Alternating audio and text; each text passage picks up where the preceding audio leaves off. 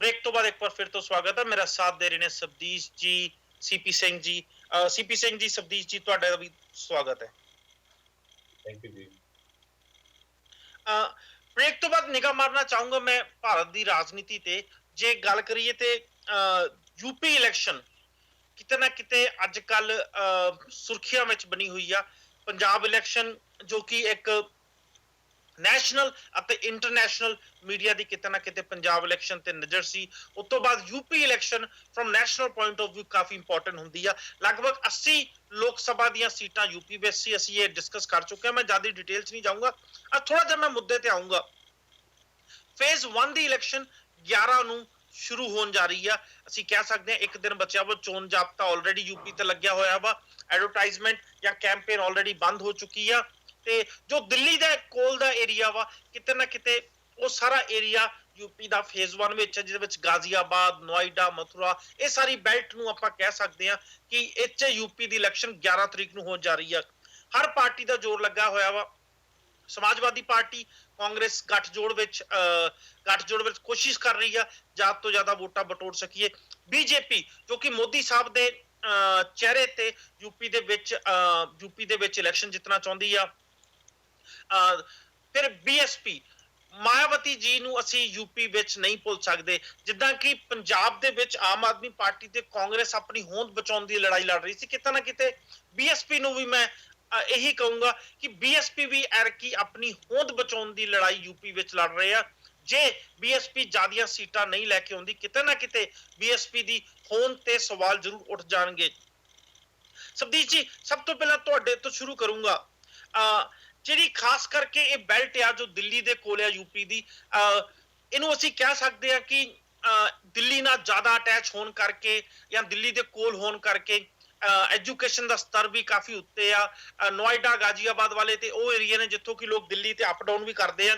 ਕਿਤੇ ਨਾ ਕਿਤੇ ਦਿੱਲੀ ਦੀ ਰਾਜਨੀਤੀ ਦਾ ਪ੍ਰਭਾਵ ਇਹਨਾਂ ਏਰੀਆ ਉੱਤੇ ਕਾਫੀ ਜ਼ਿਆਦਾ ਵਾ। ਤੇ ਅਸੀਂ ਕਹਿ ਸਕਦੇ ਹਾਂ ਕਿ ਇਹ ਉਹ ਏਰੀਏ ਨੇ ਜੋ ਸ਼ਾਇਦ ਬੀਜੇਪੀ ਦੇ ਪੱਖ ਵਿੱਚ ਭੁਗਤ ਜਾਣ। ਮੈਂ ਤੁਹਾਡੇ ਵਿਚਾਰ ਜਾਣਨੇ ਚਾਹੂੰਗਾ।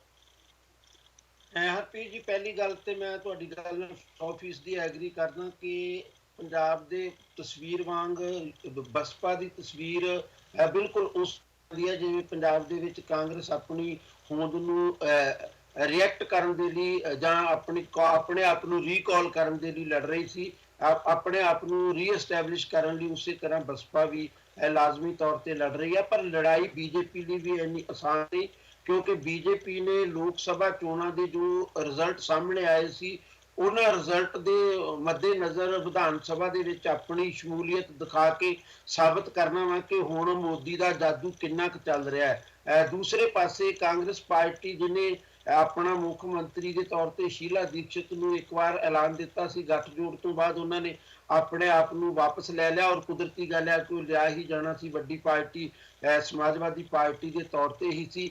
ਇੱਕ ਗੱਲ ਹੋਰ ਜਿਹੜੀ ਹੈਗੀ ਕਿ ਸਮਾਜਵਾਦੀ ਪਾਰਟੀ ਨੇ ਵੀ ਆਪਣੇ ਆਪ ਨੂੰ ਸਾਰੇ ਵਿਵਾਦਾਂ ਦੇ ਬਾਵਜੂਦ ਇੱਕ ਮੁੱਠ ਰੱਖ ਲਿਆ। ਔਰ ਬਲਕਿ ਉਲਟੀ ਇਹ ਗੱਲ ਵਾਪਰੀ ਆ ਕਿ ਇਸ ਵਿਵਾਦ ਦੇ ਵਿੱਚ ਸਗੋਂ ਅਖਿਲੇਸ਼ ਯਾਦਵ ਦਾ ਚਿਹਰਾ ਪਹਿਲਾਂ ਨਾਲੋਂ ਵੀ ਜ਼ਿਆਦਾ ਉੱਭਰ ਕੇ ਸਾਹਮਣੇ ਆ ਗਿਆ। ਔਰ ਇਸ ਸਾਰੀ ਸਿਚੁਏਸ਼ਨ ਦੇ ਵਿੱਚ ਜਿਨ੍ਹਾਂ ਖੇਤਰਾਂ ਦੇ ਵਿੱਚ ਭਾਰਤੀ ਜਨਤਾ ਪਾਰਟੀ ਦਾ ਜ਼ਿਆਦਾ ਪ੍ਰਭਾਵ ਸੀ, ਖਾਸ ਕਰਕੇ ਦਿੱਲੀ ਦੇ ਨਾਲ ਜੁੜਵੇਂ ਇਲਾਕਿਆਂ ਦੇ ਵਿੱਚ, ਕਿ ਅਖਿਲੇਸ਼ ਯਾਦਵ ਦਾ ਜਿਹੜਾ ਨਵ ਜਨਮ ਹੋਇਆ ਉਹ ਕਿੰਨਾ ਕੁ ਪ੍ਰਭਾਵਿਤ ਕਰ ਸਕੇਗਾ ਬੀਜੇਪੀ ਨੂੰ ਨੁਕਸਾਨ ਪਹੁੰਚਾਏ ਜਾਣ ਦੀ ਸ਼ਕਲ ਦੇ ਵਿੱਚ, ਇਹ ਵੀ ਇੱਕ ਆਪਣੇ ਆਪ ਦੇ ਵਿੱਚ ਇੱਕ ਵੇਖਣ ਵਾਲੀ ਗੱਲ ਜ਼ਰੂਰ ਹੋਏਗੀ। ਇੱਕ ਗੱਲ ਬਹੁਤ ਕਲੀਅਰ ਹੈ ਕਿ ਨੋਇਡਾ, ਗਾਜ਼ੀਆਬਾਦ ਨੂੰ ਤੁਸੀਂ ਦੂਰ ਦਰਾਡੇ ਦੇ ਇਲਾਕਿਆਂ ਵਾਂਗ ਬਿਲਕੁਲ ਨਹੀਂ ਲੈ ਸਕਦੇ, ਜਿਨ੍ਹਾਂ ਦੇ ਵਿੱਚ ਬਹੁਤ ਵੱਡੀ ਪੱਧਰ ਦੇ ਉੱਤੇ ਦਿੱਲੀ ਨਾਲੋਂ ਇੱਕ ਵੱਖਰੀ ਤਸਵੀਰ ਤੁਹਾਨੂੰ ਨਜ਼ਰ ਆਉਂਦੀ ਹੈਗੀ। ਸ਼ਾਇਦ ਹਰ ਪੜਾਅ ਦੀ ਵੋਟਿੰਗ ਜਿਹੜੀ ਹੈਗੀ ਯੂਪੀ ਦੇ ਵਿੱਚ 7 ਪੜਾਵਾਂ 'ਚ ਵੋਟਿੰਗ ਹੋਣੀ, ਤੁਹਾਨੂੰ ਹਰ ਪੜਾਅ ਦੇ ਵਿੱਚ ਇੱਕ ਵੱਖਰੀ ਜਿਹੜੀ ਤਸਵੀਰ ਨਜ਼ਰ ਆਵੇ। ਲੜਾਈ ਤਿੰਨਾਂ ਧਿਰਾਂ ਲਈ ਬਹੁਤ ਔਖੀ ਹੈ ਔਰ ਸੌਖੀ ਬਿਲਕੁਲ ਵੀ ਨਹੀਂ ਹੈ, ਕਿਉਂਕਿ ਬੀਜੇਪੀ ਨੇ ਆਪਣੀ ਲੋਕ ਸਭਾ ਵਾਲੀ ਹੋਂਦ ਨੂੰ ਦੁਬਾਰਾ ਦਿਖਾਉਣ ਦੇ ਲਈ ਸੰਘਰਸ਼ ਕਰਨਾ, ਜਿਹਦੇ 'ਚ ਉਹ ਲਗਭਗ ਨਾਕਾਮ ਹੁੰਦੀ ਨਜ਼ਰ ਆ ਰਹੀ ਹੈ। ਕਈ ਮੁੱਦੇ ਜਿਹੜੇ ਪੰਜਾਬ ਦੇ ਵਿੱਚ ਬਿਲਕੁਲ ਵੀ ਨਹੀਂ ਚੱਲੇ, ਉਹ ਯੂਪੀ ਦੇ ਵਿੱਚ ਸ਼ਾਇਦ ਚੱਲਣ। ਉਹਨਾਂ 'ਚ ਇੱਕ ਮੁੱਦਾ ਨੋਟਬੰਦੀ ਦਾ ਵੀ ਹੋ ਸਕਦਾ, ਕਿਉਂਕਿ ਯੂਪੀ ਦੇ ਵਿੱਚ ਲਗਭਗ ਹਰ ਪੜਾਅ ਤੇ ਹੋਣ ਵਾਲੀਆਂ ਚੋਣਾਂ 'ਚ ਕੁਝ ਸ਼ਹਿਰ ਐਸੇ ਹੈਗੇ ਨੇ ਜਿਨ੍ਹਾਂ ਦੇ ਵਿੱਚ ਤੁਸੀਂ ਛੋਟੇ ਛੋਟੇ ਕਾਰੋਬਾਰ ਜਿਹੜੇ ਯੂਪੀ ਦੀ ਕਾਫੀ ਵੱਡੀ ਪਛਾਣ ਵੀ ਬਣੇ ਹੋਏ ਨੇ। ਉਹਨਾਂ ਦੇ ਜਿਹੜੇ ਨੁਕਸਾਨ ਹੋਏ ਨੇ, ਉਹਨਾਂ ਦੀ ਨੋਟਬੰਦੀ ਦੇ ਆਧਾਰ ਦੇ ਉੱਤੇ ਕਾਫੀ ਵੱਡਾ ਉਹਨਾਂ ਦਾ ਪ੍ਰਭਾਵ ਪੈ ਸਕਦਾ। ਜਿਵੇਂ ਮੁਰਾਦਾਬਾਦ ਦੇ ਵਿੱਚ ਤੁਸੀਂ ਪਿੱਤਲ ਦੇ ਵਪਾਰ ਦੇ ਨੁਕਤਾ ਨਿਗਾਹ ਤੋਂ ਨੋਟਬੰਦੀ ਦੇ ਅਸਰ ਨੂੰ ਵੇਖ ਸਕਦੇ ਹੋ। ਏਦਾਂ ਹੀ ਕਈ ਤੁਹਾਨੂੰ ਹੋਰ ਵੀ ਥਾਵਾਂ ਐਸੀਆਂ ਮਿਲ ਜਾਣਗੀਆਂ। ਔਰ ਮੈਨੂੰ ਲੱਗਦਾ ਪੰਜਾਬ ਦੇ ਮੱਦੇਨਜ਼ਰ ਰੱਖ ਕੇ ਗੱਲ ਕਰੀਏ ਤਾਂ ਯੂਪੀ ਦੇ ਵਿੱਚ ਨੋਟਬੰਦੀ ਕਾਫੀ ਇੱਕ ਅਹਿਮ ਮੁੱਦਾ ਬਣ ਕੇ ਆਏਗੀ। ਸਵਾਲ ਇਹ ਹੁੰਦਾ ਕਿ ਬੀਜੇਪੀ ਹੁਣ ਯੂਪੀ 'ਚ ਬਚਣ ਦਾ ਯਤਨ ਕਰੇਗੀ ਨੋਟਬੰਦੀ ਤੋਂ, ਕਿ ਉਹਨੂੰ ਉਭਾਰ ਕੇ ਆਪਣੇ ਆਪ ਨੂੰ ਰਿਐਕਟ ਕਰਨ ਦਾ ਯਤਨ ਕਰੇਗੀ। ਪੰਜਾਬ 'ਚ ਤੇ ਉਹਨਾਂ ਨੇ ਪਾਕਿਸਤਾਨ ਵਿਰੁੱਧ ਬੰਦੂਕਾਂ ਸੇਧ ਕੇ ਸਿਆਸਤ ਦੀਆਂ ਆਪਣੇ ਆਪ ਨੂੰ ਬਚਾ ਲਿਆ ਨੋਟਬੰਦੀ ਤੋਂ, ਪਰ ਯੂਪੀ 'ਚ ਸ਼ਾਇਦ ਉਹ ਨਾ ਬਚਾ ਸਕਣ, ਕਿਉਂਕਿ ਸਮਾਜਵਾਦੀ ਪਾਰਟੀ ਤੇ ਬਸਪਾ ਨੋਟਬੰਦੀ ਨੂੰ ਲਾਜ਼ਮੀ ਤੌਰ ਤੇ ਬਹੁਤ ਵੱਡੀ ਪੱਧਰ ਉੱਤੇ ਉਭਾਰਨ ਜਾ ਰਹੇ ਨੇ। ਥੋੜੀ ਜੀ ਮੈਂ ਯੂਪੀ ਇਲੈਕਸ਼ਨ ਦੀ ਇੱਕ ਮੁੱਦੇ ਨਾਲ ਜ਼ਰੂਰ ਮੈਂ ਜੋੜ ਕੇ ਦੇਖਣਾ ਚਾਹੂੰਗਾ, ਗੱਲਬਾਤ ਕਰਨੀ ਚਾਹੂੰਗਾ।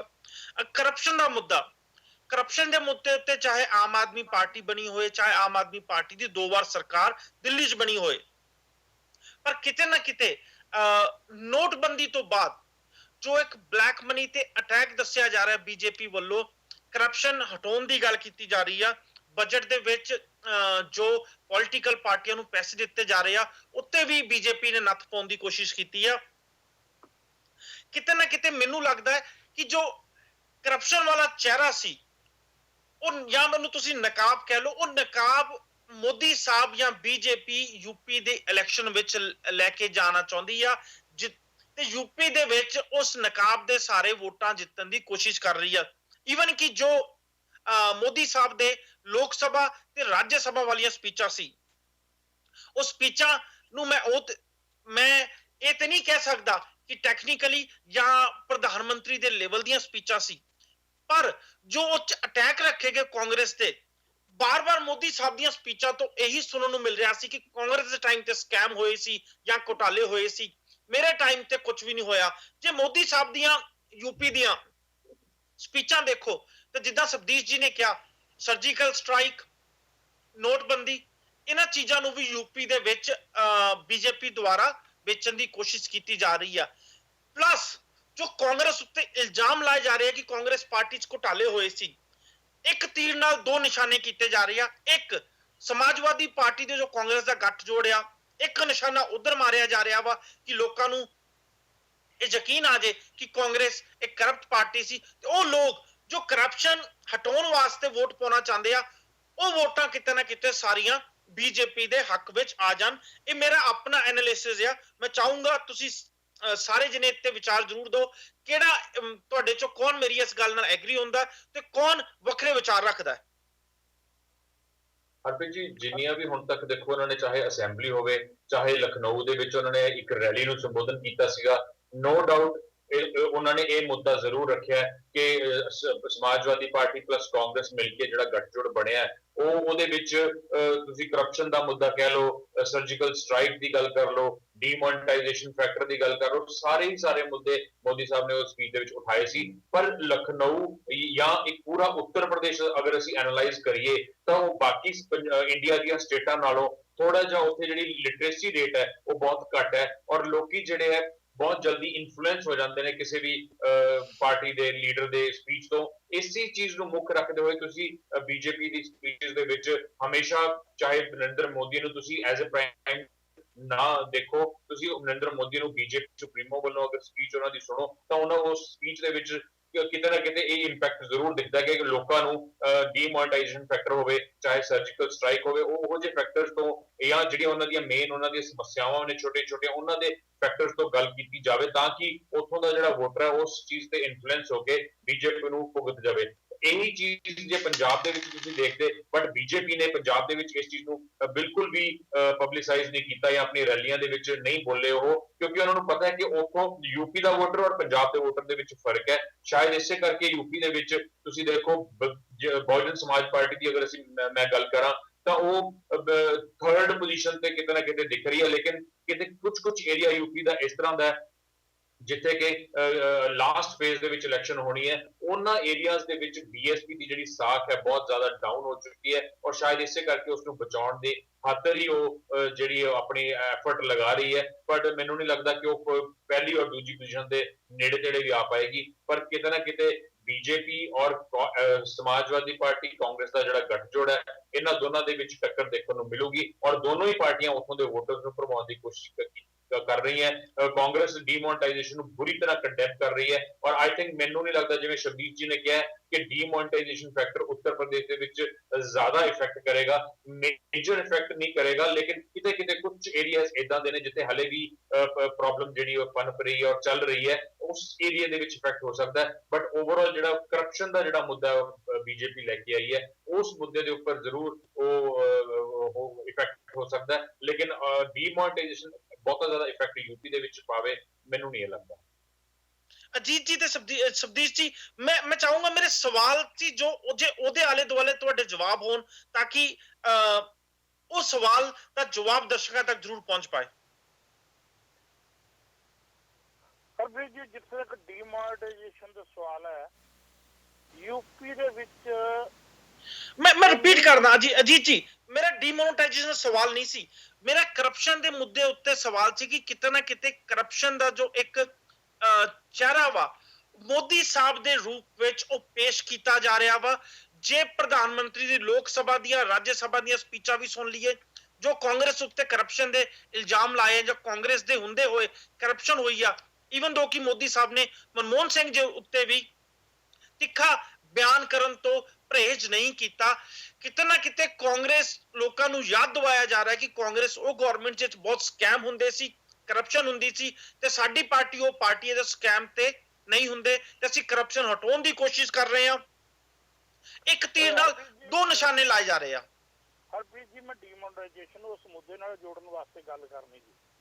ਮੈਂ ਉਹੀ ਗੱਲ ਕਰ ਰਿਹਾ ਕਿ ਡੀਮੋਨੇਟਾਈਜੇਸ਼ਨ ਦਾ ਉਹਨਾਂ ਨੈਗੇਟਿਵ ਇਫੈਕਟ ਜਿਹੜਾ ਹੈਗਾ ਉਹਨਾਂ ਯੂਪੀ 'ਚ ਨਹੀਂ ਹੈਗਾ ਜਿੰਨਾ ਪੰਜਾਬ ਦੇ ਲੋਕ ਥੋੜੇ ਜਿਹੇ ਯੂਪੀ ਦੇ ਕਈ ਹਲਕਿਆਂ ਨਾਲੋਂ, ਮੈਂ ਸਾਰੀ ਯੂਪੀ ਨਾਲੋਂ ਨਹੀਂ ਕਹੂੰਗਾ, ਉਹ ਵੈਲ ਆਫ ਹੋਣ ਕਰਕੇ ਉਹਨਾਂ ਨੂੰ ਪੈਸੇ ਦੀ ਸਰਕੂਲੇਸ਼ਨ ਦੀ ਜਿਹੜੀ ਤੰਗੀ ਸੀ ਉਹ ਜ਼ਿਆਦਾ ਚੁਭੀ ਹੈ।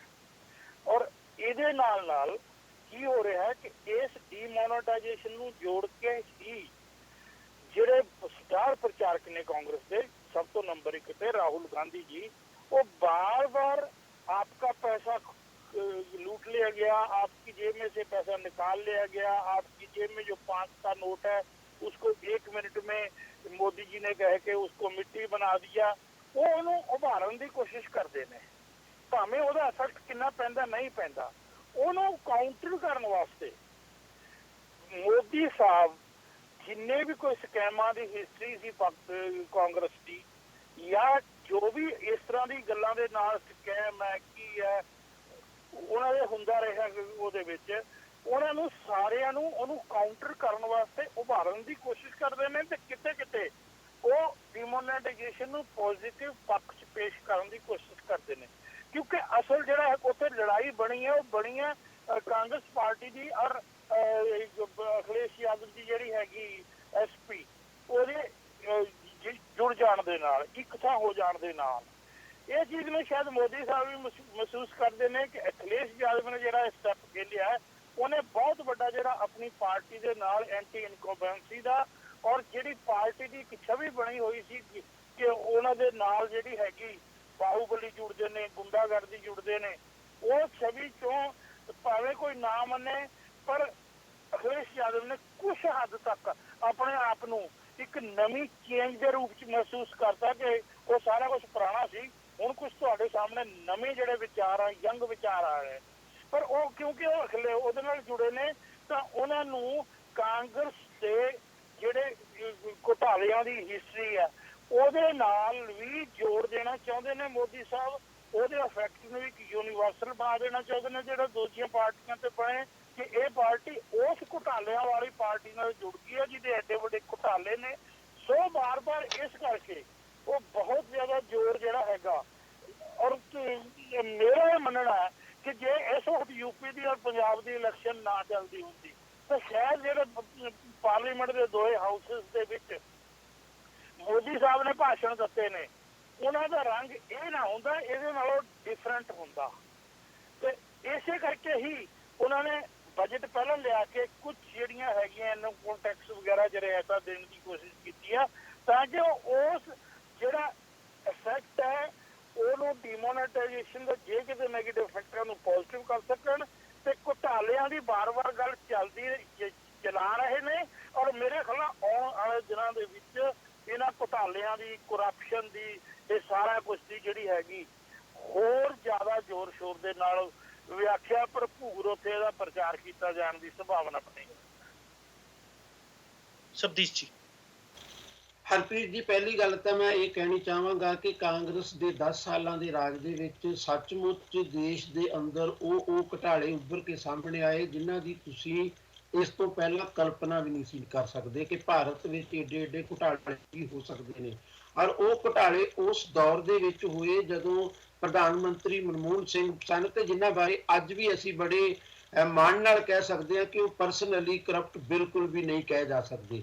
ਮੈਂ ਕੱਲ ਵੀ ਇੱਕ ਸਵਾਲ ਉਠਾਇਆ ਸੀ, ਮੈਂ ਅੱਜ ਇਸ ਗੱਲ ਨੂੰ ਰਿਪੀਟ ਕਰਦਾ ਕਿ ਜਿਸ ਕਾਰਪੋਰੇਟ ਜਗਤ ਨੂੰ ਤੁਸੀਂ ਭਾਰਤ ਦੇ ਵਿੱਚ ਇੰਟਰੋਡਿਊਸ ਕਰਾ ਰਹੇ ਹੋ ਡਾਕਟਰ ਮਨਮੋਹਨ ਸਿੰਘ ਦੀਆਂ ਨੀਤੀਆਂ ਰਾਹੀਂ, ਉਸ ਕਾਰਪੋਰੇਟ ਜਗਤ ਦੇ ਅਧੀਨ ਵਿਕਸਿਤ ਹੋਣ ਵਾਲਾ ਪੂੰਜੀਵਾਦੀ ਵਰਤਾਰਾ ਕਰਪਸ਼ਨ ਤੋਂ ਮੁਕਤ ਹੋ ਨਹੀਂ ਸਕਦਾ। ਕੱਲ ਇਸ ਮੁੱਦੇ ਤੇ ਕਾਫੀ ਜ਼ਿਆਦਾ ਬਹਿਸ ਹੋਊਗੀ। ਮੈਂ ਇਹ ਨਹੀਂ ਚਾਹਾਂਗਾ ਕਿ ਅੱਜ ਅਸੀਂ ਰਿਪੀਟ ਕਰੀਏ ਕੱਲ ਵਾਲੀ ਬਹਿਸ ਨੂੰ। ਮੇਰੀ ਬਹੁਤ ਪੱਕੀ ਮਾਨਤਾ ਵਾ ਕਿ ਪੂੰਜੀਵਾਦ ਕਿਸੇ ਵੀ ਸ਼ਕਲ ਦੇ ਵਿੱਚ ਕਰਪਸ਼ਨ ਮੁਕਤ ਨਹੀਂ ਹੋ ਸਕਦਾ। ਫਰਕ ਸਿਰਫ ਇੰਨਾ ਹੋ ਸਕਦਾ ਕਿ ਮੇਰੇ ਦੇਸ਼ ਦੇ ਵਿੱਚ ਜਿਹਨੂੰ ਵੱਡੀ ਕਿਹਾ ਜਾਂਦਾ, ਅਮਰੀਕਾ ਦੇ ਵਿੱਚ ਉਹਨੂੰ ਕਮਿਸ਼ਨ ਕਹਿ ਲਿਆ ਜਾਵੇ।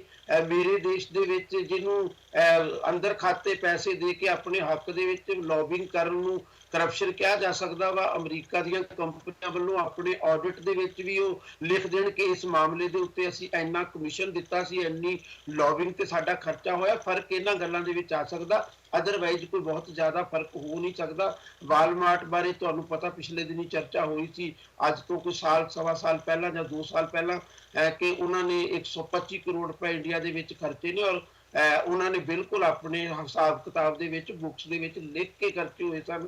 ਇਹ ਭਾਰਤ ਦੇ ਵਿੱਚ ਉਹ ਕਿੰਨੇ ਪੈਸੇ ਲੈ ਲਏ ਹਾਲੇ ਤੱਕ ਵੀ ਉਹ ਜ਼ਾਹਰ ਨਹੀਂ ਹੋ ਸਕਿਆ। ਇਸ ਕਰਕੇ ਕਰਪਸ਼ਨ ਮੁਕਤ ਕਾਰਪੋਰੇਟ ਜਗਤ ਹੋ ਨਹੀਂ ਸਕਦਾ। ਮਨਮੋਹਨ ਸਿੰਘ ਦੇ ਉੱਤੇ ਇਹ ਇਲਜ਼ਾਮ ਜੇ ਲੱਗਦੇ ਨੇ ਤੇ ਉਹ ਇੱਕ ਪਰਸਨਲ ਇਲਜ਼ਾਮ ਨਹੀਂ, ਉਹਨਾਂ ਦੀਆਂ ਨੀਤੀਗਤ ਪੈਂਤੜੇ ਦੇ ਉੱਤੇ ਇਲਜ਼ਾਮ ਨੇ। ਪਰ ਜਿਹੜੇ ਪ੍ਰਧਾਨ ਮੰਤਰੀ ਡਾਕਟਰ ਮਨਮੋਹਨ ਸਿੰਘ ਦੇ ਉੱਤੇ ਇਲਜ਼ਾਮ ਲਾਉਂਦੇ ਨੇ, ਕੀ ਉਹਨਾਂ ਨੇ ਉਹਨਾਂ ਨੀਤੀਆਂ ਨੂੰ ਤਬਦੀਲ ਕਰਨ ਦਾ ਯਤਨ ਕੀਤਾ? ਜੇ ਮੈਂ ਅਰੁਣ ਜੇਤਲੀ ਦੇ ਹਵਾਲੇ ਦੇ ਨਾਲ ਗੱਲ ਕਰਾਂ, ਜਿਵੇਂ ਮੈਂ ਪਹਿਲਾਂ ਵੀ ਕਈ ਵਾਰ ਕਰ ਚੁੱਕਾ, ਉਹਨਾਂ ਨੇ ਬਹੁਤ ਅਨਾਉਂਸ ਕੀਤਾ ਵਾ ਐਲਾਨੀਆਂ ਤੌਰ ਦੇ ਉੱਤੇ, ਦਿੱਲੀ ਦੇ ਵਿੱਚ ਅਨਾਉਂਸ ਕੀਤਾ, ਵਿੱਤ ਮੰਤਰੀ ਬਣਨ ਤੋਂ ਬਾਅਦ ਅਨਾਉਂਸ ਕੀਤਾ ਕਿ ਅਸੀਂ ਰਾਓ ਦੀਆਂ ਨੀਤੀਆਂ ਨੂੰ ਕੰਟੀਨਿਊ ਕਰਾਂਗੇ, ਜਿਨ੍ਹਾਂ ਦਾ ਸਿੱਧਾ ਮਤਲਬ ਡਾਕਟਰ ਮਨਮੋਹਨ ਸਿੰਘ ਦੀਆਂ ਨੀਤੀਆਂ ਹੀ ਨੇ। ਔਰ ਜਦੋਂ ਉਹਨਾਂ ਦੇ ਉੱਤੇ ਉਹਨਾਂ ਨੇ ਬਾਥਰੂਮ ਦੇ ਵਿੱਚ ਆਪਣਾ ਰੇਨਕੋਟ ਪਾ ਕੇ ਨਹਾਉਣ ਦੀ ਗੱਲ ਕੀਤੀ ਹੈ, ਉਹਨਾਂ ਨੇ ਰਾਓ ਦਾ ਨਾਂ ਨਹੀਂ ਲਿਆ, ਉਹਨਾਂ ਨੇ ਡਾਕਟਰ ਮਨਮੋਹਨ ਸਿੰਘ ਨੂੰ ਹੀ ਪਿਛਲੇ 35 ਸਾਲਾਂ ਤੋਂ ਦੇਸ਼ ਦੇ ਆਰਥਿਕ ਨਿਜ਼ਾਮ ਦੇ ਵੱਡੇ ਫੈਸਲਾਕੁਨ ਹਸਤੀ ਦੇ ਤੌਰ ਦੇ ਉੱਤੇ ਲੈ ਕੇ ਗੱਲ ਕੀਤੀ ਹੈ, ਜਿਹੜੇ ਫਿਰ ਵੀ ਪਰਸਨਲੀ ਬਹੁਤ ਕਲੀਨ ਨੇ। ਸਵਾਲ ਮੈਂ ਇਹ ਕਰਨਾ ਚਾਹੁੰਦਾ ਕਿ ਜੇ ਉਹਨਾਂ ਨੀਤੀਆਂ ਨੂੰ ਡਾਕਟਰ ਮਨਮੋਹਨ ਸਿੰਘ ਦੀਆਂ ਨੂੰ ਮੋਦੀ ਸਾਹਿਬ ਜਾਰੀ ਰੱਖਣਾ ਚਾਹੁੰਦੇ ਨੇ, ਸਪੀਡ ਅਪ ਕਰਨਾ ਚਾਹੁੰਦੇ ਨੇ, ਤਾਂ ਅਸੀਂ ਕਿਵੇਂ ਕਹਿ ਸਕਦੇ ਹਾਂ ਕਿ ਉਹਦੇ ਵਿੱਚ ਕਰਪਸ਼ਨ ਫਰੀ ਉਹ ਸਮਾਜ ਦੇ ਸਕਦੇ ਨੇ, ਕਰਪਸ਼ਨ ਦੇ ਰੂਪ ਬਦਲ ਸਕਦੇ ਨੇ? ਸਿੱਧੇ ਤੌਰ ਤੇ ਪ੍ਰਧਾਨ ਮੰਤਰੀ ਘੁਟਾਲੇ ਵਿੱਚ ਸ਼ਾਮਲ ਨਹੀਂ ਹੋ ਸਕਦੇ। ਬੀਜੇਪੀ ਲਈ ਇੱਕ ਚੈਲੰਜ ਵੀ ਆ ਕਿ ਉਸ ਤਰ੍ਹਾਂ ਦੀਆਂ ਗਲਤੀਆਂ ਨਾ ਕਰੇ ਜਿਹੜੀਆਂ 10 ਸਾਲਾਂ ਦੇ ਵਿੱਚ ਕਾਂਗਰਸ ਕਰਦੀ ਰਹੀ। ਪਰ ਇੱਕ ਗੱਲ ਮੈਂ ਜ਼ਰੂਰ ਕਹਿਣੀ ਚਾਹਾਂਗਾ, ਜਿਹੜੀ ਤੋਂ ਕੋਈ ਵੀ ਬੰਦਾ ਇਨਕਾਰ ਨਹੀਂ ਕਰ ਸਕਦਾ, ਨੋਟਬੰਦੀ ਆਪਣੇ ਆਪ ਦੇ ਵਿੱਚ ਇੱਕ ਕਾਲਾ ਬਾਜ਼ਾਰੀ ਦਾ ਧੰਦਾ ਬਣ ਕੇ ਰਹਿ ਗਈ। ਪਹਿਲਾਂ ਤਾਂ ਇਸ ਸ਼ਕਲ ਦੇ ਵਿੱਚ ਕਿ ਜਿਨ੍ਹਾਂ ਲੋਕਾਂ ਕੋਲੇ ਪੈਸੇ ਸੀ ਉਹਨਾਂ ਨੇ ਹੋਰਨਾਂ ਲੋਕਾਂ ਨੂੰ ਲਾਈਨਾਂ ਦੇ ਵਿੱਚ ਖੜੇ ਕਰਕੇ ਲੋਕਾਂ ਦੇ ਖਾਤਿਆਂ ਦੇ ਵਿੱਚ ਪੈਸੇ ਜਮ੍ਹਾਂ ਕਰਵਾ ਦਿੱਤੇ।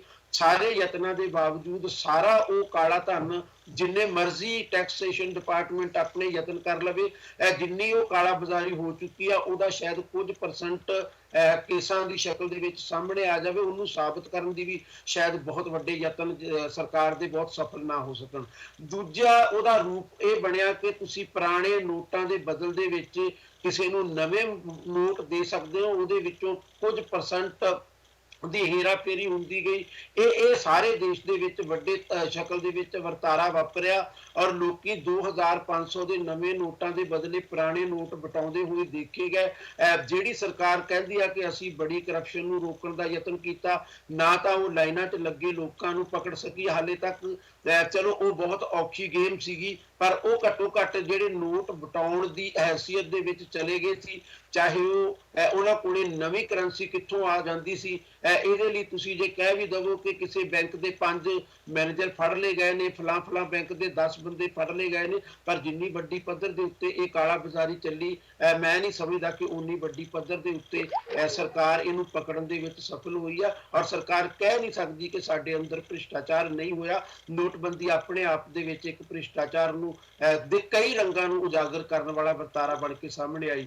ਹੁਣ ਜਦੋਂ ਅਸੀਂ ਯੂਪੀ ਦੀਆਂ ਚੋਣਾਂ ਦੀ ਗੱਲ ਕਰਦੇ ਹਾਂ, ਸੁਬਰਾਮਨੀਅਮ ਸਵਾਮੀ ਨੇ, ਜਿਹੜਾ ਭਾਰਤੀ ਜਨਤਾ ਪਾਰਟੀ ਵੱਲੋਂ ਰਾਜ ਸਭਾ ਦੇ ਮੈਂਬਰ ਨੇ, ਉਹਨਾਂ ਨੇ ਬਹੁਤ ਐਲਾਨੀਆ ਤੌਰ ਦੇ ਉੱਤੇ ਇਹ ਕਿਹਾ ਕਿ ਅਰੁਣ ਜੇਤਲੀ ਦੇਸ਼ ਦੇ ਜਿਹੜੇ ਵਿੱਤ ਮੰਤਰੀ ਬਣਾਏ ਗਏ ਨੇ, ਉਹਨਾਂ ਨੂੰ ਵਿੱਤ ਮੰਤਰਾਲੇ ਦਾ ਕੱਖ ਪਤਾ ਨਹੀਂ ਸੀ। ਉਹਨਾਂ ਨੇ ਸਾਰੀ ਦੀ ਸਾਰੀ ਨੋਟਬੰਦੀ ਨੂੰ ਬਾਬੂਆਂ ਦੇ ਹਵਾਲੇ ਕਰ ਦਿੱਤਾ ਤੇ ਨੋਟਬੰਦੀ ਦੇਸ਼ ਦੇ ਵਿੱਚ ਅਸਫਲ ਹੋ ਗਈ। ਇਹ ਗੱਲ ਸੁਬਰਾਮਨੀਅਮ ਸਵਾਮੀ ਕਹਿ ਰਹੇ ਨੇ, ਜਿਹੜੇ ਬੀਜੇਪੀ ਦੇ ਆਪਣੇ ਲੋਕ ਨੇ। ਔਰ ਮੈਂ ਜਦੋਂ ਕਹਿ ਰਿਹਾ ਕਿ ਯੂਪੀ ਦੇ ਵਿੱਚ ਇਹਨੂੰ ਵਿਰੋਧੀ ਪਾਰਟੀਆਂ ਉਠਾ ਰਹੀਆਂ ਨੇ, ਤਾਂ ਯੂਪੀ ਦੇ ਵਿੱਚ ਉਹਨਾਂ ਨੂੰ ਉਠਾਉਣ ਦੇ ਪਿੱਛੇ ਇੱਕ ਵਜ੍ਹਾ ਇਹ ਵੀ ਹੈ ਕਿ ਯੂਪੀ ਦੇ ਵਿੱਚ ਜਿਹੜੇ ਛੋਟੇ ਛੋਟੇ ਕਾਰੋਬਾਰੀ ਨੇ, ਵੱਖੋ ਸ਼ਹਿਰਾਂ ਦੇ ਵਿੱਚ, ਕਿਤੇ ਪਿੱਤਲ ਵਾਲੇ, ਕਿਤੇ ਲੋਕ ਬਣਾਉਣ ਵਾਲੇ, ਕਿਤੇ ਹੋਰ ਚੀਜ਼ਾਂ ਛੋਟੀਆਂ ਛੋਟੀਆਂ ਬਣਾਉਣ ਵਾਲੇ, ਕਿਤੇ ਟੈਕਸਟਾਈਲ ਦੀਆਂ ਜਿਹੜੀਆਂ ਛੋਟੀਆਂ ਇਕਾਈਆਂ ਨੇ, ਉਹ ਜਿਵੇਂ ਪ੍ਰਭਾਵਿਤ ਹੋਈਆਂ ਨੇ, ਉਹਨਾਂ ਬਾਰੇ ਜਿਸ ਕਿਸਮ ਦੀ ਚਰਚਾ ਵਾ, ਉਸ ਕਰਕੇ ਨੋਟਬੰਦੀ ਦੇ ਵਿੱਚ ਪੰਜਾਬ ਨਾਲੋਂ ਜ਼ਿਆਦਾ ਮਹੱਤਵਪੂਰਨ ਸ਼ਕਲ ਦੇ ਵਿੱਚ ਉੱਭਰੇਗੀ। ਔਰ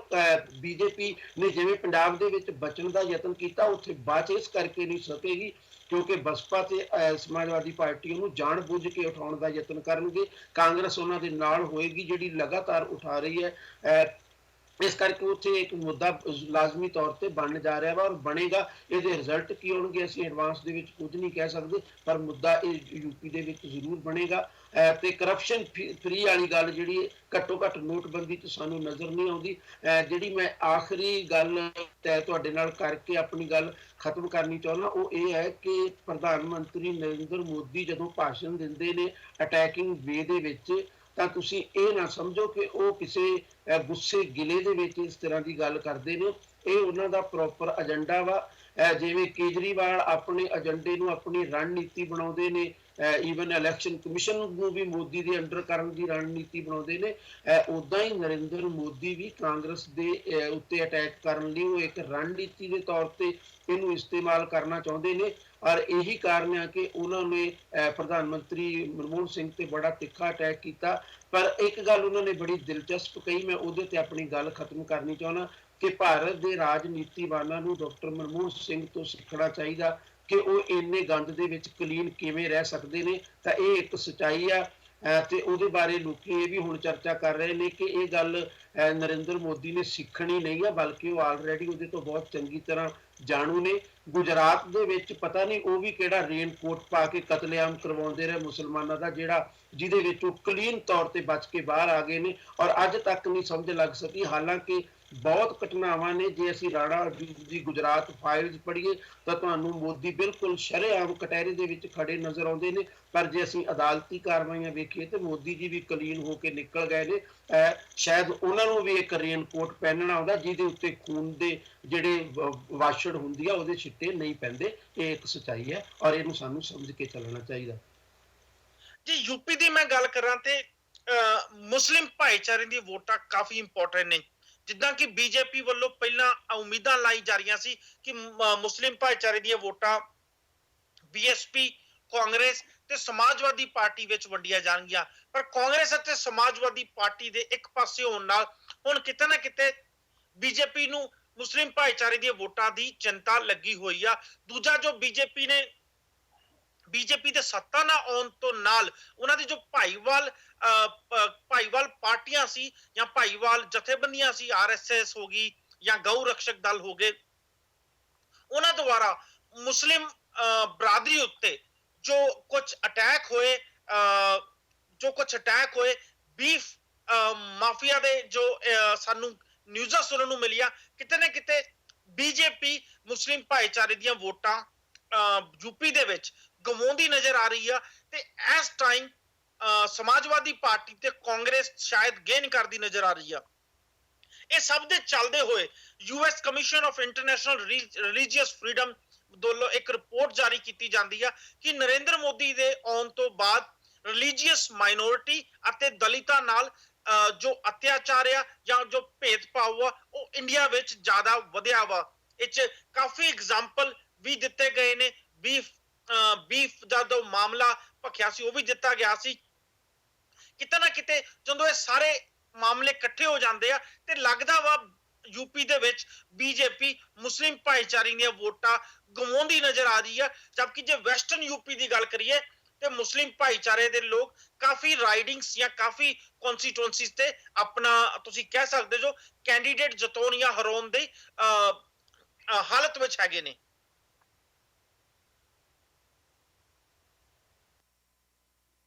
ਹਰਪ੍ਰੀਤ ਜੀ, ਜੇ ਤੁਸੀਂ ਬੀਜੇਪੀ ਦੀ ਹਿਸਟਰੀ ਦੇਖੋ ਤਾਂ ਭਾਰਤੀ ਜਨਤਾ ਪਾਰਟੀ ਦਾ ਜਿਹੜਾ ਸੰਬੰਧ ਵੀ ਸੀਗਾ ਜਾਂ ਜਿਹੜੇ ਜਿਹੜੇ ਸੰਗਠਨ ਉਹਦੇ ਨਾਲ ਮਿਲ ਕੇ ਕੰਮ ਕਰਦੇ ਨੇ ਉਹ ਸਾਰੇ ਹੀ ਹਿੰਦੂ ਸੋਚ ਦੇ ਨਾਲ ਜ਼ਿਆਦਾ ਪ੍ਰਭਾਵਿਤ ਨੇ ਔਰ ਹਿੰਦੂ ਸੋਚ ਰੱਖਦੇ ਨੇ। ਸ਼ਾਇਦ ਇਸੇ ਕਰਕੇ ਉੱਤਰ ਪ੍ਰਦੇਸ਼ ਦੇ ਵਿੱਚ ਨਰਿੰਦਰ ਮੋਦੀ ਜੀ ਦਾ ਜ਼ਿਆਦਾ ਜ਼ੋਰ ਲੱਗ ਰਿਹਾ ਕਿਉਂਕਿ ਕਿਤੇ ਕਿਤੇ ਉਹਨਾਂ ਨੂੰ ਲੱਗ ਰਿਹਾ ਹੈ ਕਿ ਜਿਹੜੀ ਮੁਸਲਿਮ ਵੋਟ ਹੈ ਜਾਂ ਜਿਹੜੇ ਹੋਰ ਇੱਕ ਕ੍ਰਿਸਚੀਅਨ ਸੰਪਰਦਾਇ ਵੀ ਹੈ ਉੱਥੇ ਉਹਨਾਂ ਦੀ ਵੀ ਜਿਹੜੀ ਵੋਟ ਹੈ ਉਹ ਕਿਤੇ ਬੀਜੇਪੀ ਤੋਂ ਖਿਸਕ ਨਾ ਜਾਏ।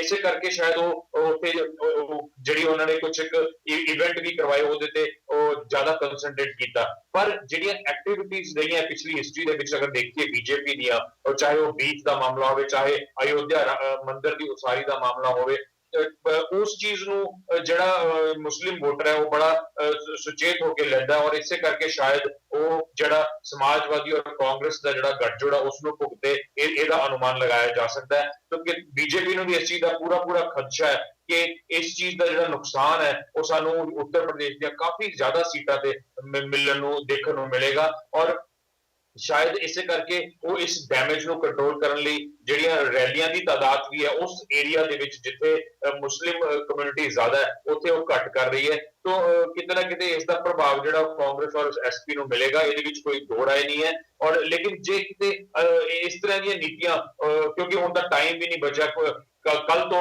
फर्स्ट फेज दी इलेक्शन शुरू और 8 मार्च तक जी लास्ट उन्हां दी 7th फेज है वो इलेक्शन खत्म हो जानी है। सो इस करके ਇਹਦਾ टाइम भी हुण बहुत घट बचा है। पर जे ਅਸੀਂ पूरी तरह ਨਾਲ इस चीज ਨੂੰ एनालाइज करिए ਤਾਂ मुस्लिम वोट है ਜਿਹੜੀ ਉਹ बीजेपी ਤੋਂ ਖਿਸਕਦੀ ਨਜ਼ਰ ਆ ਰਹੀ ਹੈ। ਇਸੇ ਕਰਕੇ ਸ਼ਾਇਦ बीजेपी ਉਹਨਾਂ ਏਰੀਆਜ਼ ਦੇ ਵਿੱਚ रैलीज भी नहीं कर रही।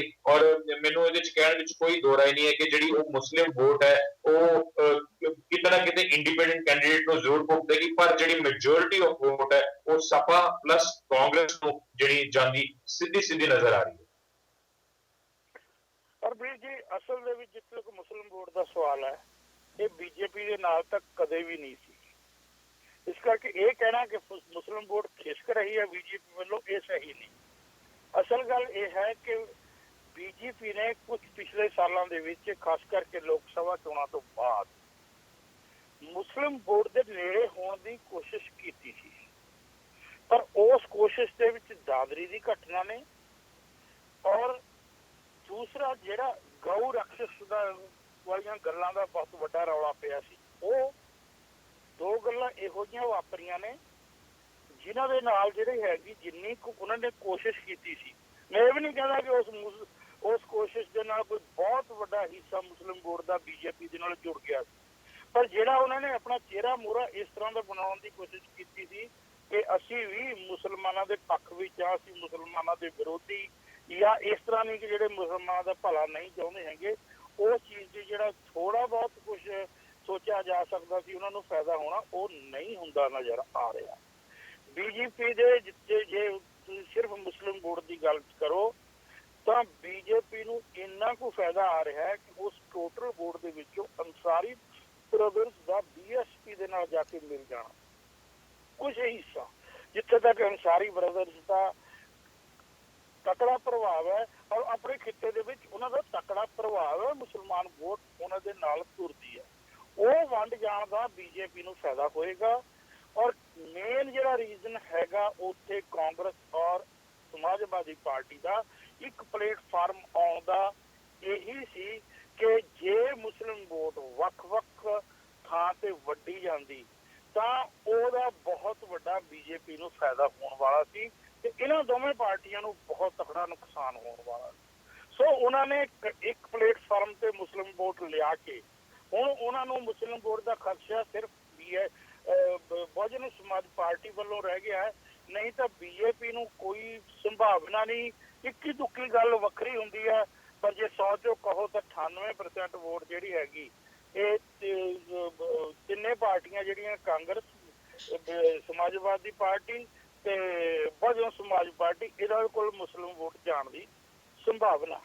ਸੋ ਮੁਸਲਿਮ ਵੋਟ ਤਾਂ ਪ੍ਰਤੱਖ ਤੌਰ ਤੇ ਇਹਨਾਂ ਦੇ ਹੱਕ ਵਿੱਚ ਹੈ ਨਹੀਂ, ਪਰ ਜੇ ਉਦੋਂ ਵੀ ਇਸ ਗੱਲ ਹੋਈ ਸੀ ਕਿ ਮੁਸਲਿਮ ਵੋਟ ਦੀ ਪੋਲਰਾਈਜੇਸ਼ਨ ਦੇ ਨਾਲ ਕਾਫੀ ਜ਼ਿਆਦਾ ਨਾਨ ਮੁਸਲਿਮ ਵੋਟ ਬੀਜੇਪੀ ਦੇ ਹੱਕ ਵਿੱਚ ਭੁੱਗ ਗਈ ਸੀ, ਪਰ ਅੱਜ ਦੇ ਸਿਨੈਰੀਓ 'ਚ ਓਡਾ ਵੱਡਾ ਸ਼ਾਇਦ ਜਿਹੜਾ ਹੈਗਾ ਹਿੱਸਾ ਨਾਨ ਮੁਸਲਿਮ ਵੋਟ ਦਾ ਬੀਜੇਪੀ ਦੇ ਹੱਕ 'ਚ ਸ਼ਾਇਦ ਨਾ ਭੁਗਤੇ। ਉਹਦਾ ਕਾਰਨ ਇੱਕ ਹੈ ਕਿ ਉਸ ਵਕਤ ਇੱਕ ਤਾਂ ਇੰਟਰ ਪਾਰਟੀ ਜਿਹੜੀਆਂ ਡਿਫਰੈਂਸਿਸ ਜਿਹੜੇ ਬਾਗੀ ਹੋ ਜਾਂਦੇ ਨੇ ਉਮੀਦਵਾਰ, ਉਸ ਤਰ੍ਹਾਂ ਦਾ ਉਦੋਂ ਕੋਈ ਕੁਝ ਲੋਕ ਸਭਾ ਦੀ ਚੋਣਾਂ ਵੇਲੇ ਨਹੀਂ ਸੀ, ਜਿਹੜਾ ਕਿ ਅੱਜ ਕਈ ਥਾਵਾਂ ਤੇ ਇਹ ਫੈਕਟਰ ਵੱਡਾ ਹੈ। ਉਹ ਫੈਕਟਰ ਇਹਨਾਂ ਨੂੰ ਨੁਕਸਾਨ ਜ਼ਰੂਰ ਪਹੁੰਚਾਏਗਾ ਤੇ ਫਿਰ ਵੀ ਵੋਟ ਪੋਲਰਾਈਜੇਸ਼ਨ ਉਨੀ ਤਿੱਖੇ ਪੱਧਰ ਤੇ ਸ਼ਾਇਦ ਇਸ ਵਾਰੀ ਨਹੀਂ ਹੋ ਸਕੀ ਹੈਗੀ ਜਿੰਨੇ ਤਿੱਖੇ ਪੱਧਰ ਤੇ ਉਦੋਂ ਸੀ। ਸੋ ਬੀਜੇਪੀ ਤੋਂ ਇਹ ਆਸ ਨਹੀਂ ਕੀਤੀ ਜਾ ਸਕਦੀ ਕਿ ਉਹਨਾਂ ਵੋਟ ਸ਼ੇਅਰ ਲੈ ਜਾਏ ਜਿੰਨਾ ਉਹਨਾਂ ਨੂੰ ਲੋਕ ਸਭਾ ਦੀਆਂ ਚੋਣਾਂ 'ਚ ਮਿਲਿਆ ਸੀ। ਸਵਦੇਸ਼ ਜੀ,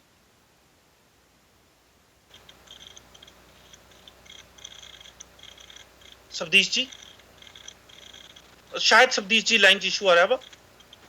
यूपी ਦੀ ਇਲੈਕਸ਼ਨ ਤੋਂ ਬਾਅਦ ਜੇ ਅਸੀਂ ਨਿਗਾਹ ਮਾਰੀਏ ਤੇ ਦਿੱਲੀ ਵਿੱਚ ਜੋ ਐਮਸੀਡੀ ਦਾ ਇਲੈਕਸ਼ਨਾਂ ਹੋਣੀਆਂ ਨੇ, ਕਿਤੇ ਨਾ ਕਿਤੇ ਉਹ ਵੀ ਇੱਕ ਭਾਰਤ ਦੀ ਰਾਜਨੀਤੀ ਤੇ ਕਾਫੀ important role ਨਿਭਾਉਣਗੀਆਂ। Aam Aadmi party ਦੇ 2 ਸਾਲ 14 ਫਰਵਰੀ ਨੂੰ ਪੂਰੇ ਹੋ ਜਾਣੇ ਆ। ਜੇ ਆਮ ਆਦਮੀ ਪਾਰਟੀ ਦੇ 2 ਸਾਲ ਦੀ ਰਿਪੋਰਟ ਦੀ ਗੱਲ ਕਰੀਏ ਤੇ ਕੁਝ ਸਰਵੇ ਆਲਰੇਡੀ ਆਉਣੇ ਸ਼ੁਰੂ ਹੋ ਗਏ ਆ। ਚੱਕਦੇ ਟੀਵੀ ਤੇ ਵੀ ਤੁਸੀਂ ਆਮ ਆਦਮੀ ਪਾਰਟੀ ਦੇ ਕੰਮਕਾਜ ਦੇ 2 ਸਾਲ ਦੀ ਰਿਪੋਰਟ ਐਰਕੀ ਸੈਟਰਡੇ ਜਾਂ ਸੰਡੇ ਦੇ ਪ੍ਰੋਗਰਾਮ ਜ਼ਰੂਰ ਦੇਖੋਗੇ, ਤੁਸੀਂ ਪ੍ਰੋਮੋ ਦੇਖ ਹੀ ਰਹੇ ਹੋਗੇ ਕਿ ਦਿੱਲੀ ਦੇ ਲੋਕ ਕਿੱਦਾਂ ਰੇਟ ਕਰਦੇ ਨੇ ਆਮ ਆਦਮੀ ਪਾਰਟੀ ਨੂੰ। ਇੱਕ ਸਰਵੇ ਜੋ ਅੱਜ ਕੁਝ ਨਿਊਜ਼ਪੇਪਰਸ ਪਬਲਿਸ਼ ਹੋਇਆ ਸੀ, ਉਹ ਮੈਂ ਜ਼ਰੂਰ ਡਿਸਕਸ ਕਰਨਾ ਚਾਹੂੰਗਾ। ਇਸ ਸਰਵੇ ਮੈਂ ਜ਼ਿਆਦਾ ਜੇ ਮੇਰੀ ਆਵਾਜ਼ ਆ ਰਹੀ ਹੈ ਤੇ ਮੈਨੂੰ ਪਹਿਲੇ ਸਵਾਲ ਦਾ ਜਵਾਬ ਆਪਣੀ ਗੱਲ ਕਰ ਲੈਣ ਦਿਓ, ਫਿਰ ਤੁਸੀਂ ਆਪਾਂ ਨਵੇਂ ਮੁੱਦੇ ਤੇ ਚਲਾ ਜਾਣਾ ਜੇ ਮੇਰੀ ਆਵਾਜ਼ ਆ ਰਹੀ ਹੈ। ਸ਼ੋਰ ਪਲੀਜ਼ ਗੋ ਅਹੈਡ ਸਵਦੇਸ਼ ਜੀ। ਹਰਪ੍ਰੀਤ ਜੀ, ਜੇ ਅਸੀਂ ਲੋਕ ਸਭਾ ਚੋਣਾਂ ਦੀ ਤੇ ਹੁਣ ਦੇ ਵਿੱਚ ਵਿਧਾਨ ਸਭਾ ਲਈ ਖੜੇ ਕੀਤੇ ਉਮੀਦਵਾਰਾਂ ਦੇ ਮੱਦੇਨਜ਼ਰ ਭਾਰਤੀ ਜਨਤਾ ਪਾਰਟੀ ਦੀ ਸਟ੍ਰੈਟਜੀ ਨੂੰ ਦੇਖੀਏ ਤਾਂ ਗੱਲ ਬਹੁਤ ਕਲੀਅਰ ਹੋ ਚੁੱਕੀ ਹੈ ਕਿ ਉਹ ਮੁਸਲਮਾਨ ਵੋਟ ਨੂੰ ਕਿਸ ਨਜ਼ਰੀਏ ਤੋਂ ਵੇਖਦੇ ਨੇ। ਜੇ ਮੈਂ ਗਲਤ ਨਹੀਂ ਤਾਂ ਲੋਕ ਸਭਾ ਚੋਣਾਂ ਦੇ ਵਿੱਚ ਇੱਕ ਵੀ ਮੁਸਲਮਾਨ ਨੂੰ ਪੂਰੀ ਯੂਪੀ ਦੇ ਵਿੱਚ ਟਿਕਟ ਨਹੀਂ ਸੀ ਦਿੱਤੀ ਗਈ। ਇਹਦਾ ਇੱਕ ਸਿੱਧਾ ਅਰਥ ਇਹ ਆ ਕਿ ਭਾਰਤੀ ਜਨਤਾ ਪਾਰਟੀ ਦੇ ਕੋਲੇ ਬਿਲਕੁਲ ਅਲੱਗ ਤਰ੍ਹਾਂ ਦੀ ਇੱਕ ਰਣਨੀਤੀ ਹੈ। ਕਹਿਣ ਨੂੰ ਤੁਸੀਂ ਇਹਦੀ ਵਿਆਖਿਆ ਇਹ ਕਰ ਸਕਦੇ ਹੋ ਕਿ ਉਹ ਦੂਜੀਆਂ ਪਾਰਟੀਆਂ ਵਾਂਗ ਜਾਤ ਦੇਖ ਕੇ, ਭਾਈਚਾਰੇ ਦੀ ਵੋਟ ਦੇਖ ਕੇ ਕੈਂਡੀਡੇਟ ਨੂੰ ਉਸੇ ਭਾਈਚਾਰੇ ਜਾਂ ਜਾਤ ਨਾਲ ਜੋੜ ਕੇ ਪੇਸ਼ ਨਹੀਂ ਕਰ ਰਹੀ। ਪਰ ਰਿਐਲਿਟੀ ਇਹ ਆ ਕਿ ਉਹਦੇ ਸਾਹਮਣੇ ਇੱਕ ਬਹੁਤ ਵੱਡਾ ਨੁਕਤਾ ਕਿ ਜੇ ਸਾਡਾ ਕੈਂਡੀਡੇਟ ਮੁਸਲਮਾਨ ਹੋਏਗਾ ਤੇ ਅਸੀਂ ਨਾਲ ਮੰਦਰ ਦਾ ਮੁੱਦਾ ਜੋੜ ਕੇ ਚੋਣ ਲੜ ਰਹੇ ਹੋਵਾਂਗੇ, ਚਾਹੇ ਉਹਨੂੰ ਬਹੁਤ ਥੱਲੇ ਜੇ ਰੱਖ ਕੇ ਹੀ ਕਿਉਂ ਨਾ ਕਰ ਰਹੇ ਹੋਈਏ। ਇੱਕ ਨੇਤਾ ਮੰਦਰ ਦੀ ਗੱਲ ਕਰ ਲਵੇ, ਬਾਕੀ ਦੇ ਨੇਤਾ ਮੰਦਰ ਦੀ ਗੱਲ ਉੱਤੇ ਖਾਮੋਸ਼ੀ ਧਾਰ ਲੈਣ, ਤਾਂ ਇਹਦੇ ਨਾਲ ਜਿਹੜਾ ਦੂਸਰੀ ਪਾਰਟੀ ਦਾ ਮੁਸਲਿਮ ਕੈਂਡੀਡੇਟ ਹੋਏਗਾ ਉਹਨੂੰ ਜਿਹੜੀ ਹਿੰਦੂ ਭਾਈਚਾਰੇ ਦੀ ਵੋਟ ਪੈਣੀ ਹੈ, ਉਸ ਵੋਟ ਨੂੰ ਰੋਕ ਲਿਆ ਜਾਵੇ ਕਿਸੇ ਤਰੀਕੇ ਦੇ ਨਾਲ। ਬੀਜੇਪੀ ਅਸਲ ਦੇ ਵਿੱਚ ਪੂਰੀ ਯੂਪੀ ਦੇ ਵਿੱਚ ਹਿੰਦੂ ਤੇ ਮੁਸਲਿਮ ਕਤਾਰਬੰਦੀ ਨੂੰ ਆਪਣੇ ਹੱਕ ਦੇ ਵਿੱਚ ਭੁਗਤਾਉਣ ਦਾ ਯਤਨ ਕਰਦੀ ਹੈ। ਉਹ ਕਿਹੜੇ ਤਰੀਕੇ ਦੇ ਨਾਲ ਕਤਾਰਬੰਦੀ ਹੋਵੇ, ਇਹਦੇ ਲਈ ਉਹ ਹਰ ਚੋਣ ਦੇ ਵਿੱਚ ਨਵੀਂ ਤੋਂ ਨਵੀਂ ਰਣਨੀਤੀ ਇਖਤਿਆਰ ਕਰਦੀ ਹੈ। ਲੋਕ ਸਭਾ ਦੇ ਵਿੱਚ ਉਹਨਾਂ ਨੇ ਬਿਨਾਂ ਕੋਈ ਮੁਸਲਿਮ ਕੈਂਡੀਡੇਟ ਦਿੱਤੇ ਹਿੰਦੂ ਤੇ ਮੁਸਲਮਾਨ ਦੀ ਕਤਾਰਬੰਦੀ ਨੂੰ ਆਪਣੇ ਪੱਖ ਦੇ ਵਿੱਚ ਭੁਗਤਾ ਲਿਆ। ਸਵਾਲ ਸਿਰਫ ਇਹ ਪੈਦਾ ਹੁੰਦਾ ਕਿ ਕੀ ਉਹ ਵਿਧਾਨ ਸਭਾ ਦੇ ਵਿੱਚ ਉਸੇ ਪੈਟਰਨ ਦੇ ਉੱਤੇ ਮੁਸਲਮਾਨਾਂ ਤੇ ਹਿੰਦੂਆਂ ਦੀ ਕਤਾਰਬੰਦੀ ਕਰਕੇ ਪ੍ਰਾਪਤੀ ਕਰ ਸਕੇਗੀ ਕਿ ਨਹੀਂ। ਇਹ ਇੱਕ ਵੱਡਾ ਸਵਾਲ ਜਦੋਂ ਅਸੀਂ 11 ਮਾਰਚ ਨੂੰ ਰਿਜ਼ਲਟ ਦੇਖ ਰਹੇ ਹੋਵਾਂਗੇ, ਉਦੋਂ ਵੀ ਅਸੀਂ ਇਹਦੇ ਬਾਰੇ ਜ਼ਰੂਰ ਚਰਚਾ ਕਰਾਂਗੇ ਕਿ ਜਿਨ੍ਹਾਂ ਥਾਵਾਂ ਦੇ ਉੱਤੇ ਭਾਰਤੀ ਜਨਤਾ ਪਾਰਟੀ ਨੇ ਮੁਸਲਿਮ ਵੱਡੀ ਗਿਣਤੀ ਹੋਣ ਦੇ ਬਾਵਜੂਦ ਹਿੰਦੂ ਕੈਂਡੀਡੇਟ ਦਿੱਤਾ ਸੀ, ਉਹ ਹਿੰਦੂ ਕੈਂਡੀਡੇਟ ਕਿੰਨੀ ਵੋਟ ਲੈ ਕੇ ਜਾਂਦਾ, ਚਾਹੇ ਉਹ ਹਾਰਦਾ ਚਾਹੇ ਉਹ ਜਿੱਤਦਾ, ਤਾਂ ਦੂਸਰੀਆਂ ਪਾਰਟੀਆਂ ਦੇ ਮੁਕਾਬਲੇ ਉਹ ਕਿਵੇਂ ਕਤਾਰਬੰਦੀ ਕਰਨ ਦੇ ਵਿੱਚ ਕਿੰਨੀ ਸਫਲ ਹੋਈ ਕਿ ਨਹੀਂ।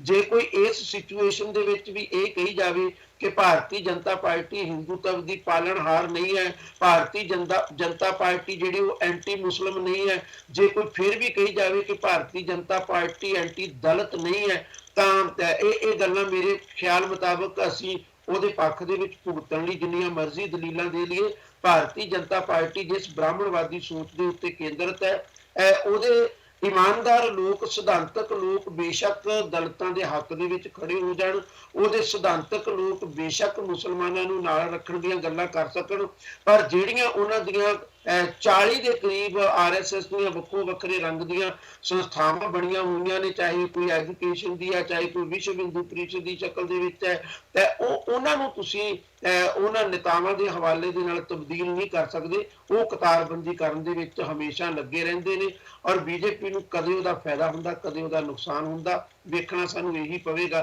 ਕਿ ਇਸ ਵਾਰ ਵਿਧਾਨ ਸਭਾ ਦੇ ਵਿੱਚ ਯੂਪੀ 'ਚ ਉਹਨਾਂ ਨੂੰ ਫਾਇਦਾ ਹੁੰਦਾ ਕਿ ਨੁਕਸਾਨ ਹੁੰਦਾ। ਬਾਕੀ ਮੁੱਦਿਆਂ ਦੇ ਨਾਲ ਨਾਲ ਇਹ ਕਤਾਰਬੰਦੀ ਵੀ ਇੱਕ ਸੋਚਣ ਲਾਇਕ ਮੁੱਦਾ ਬਣੀ ਰਹੇਗੀ।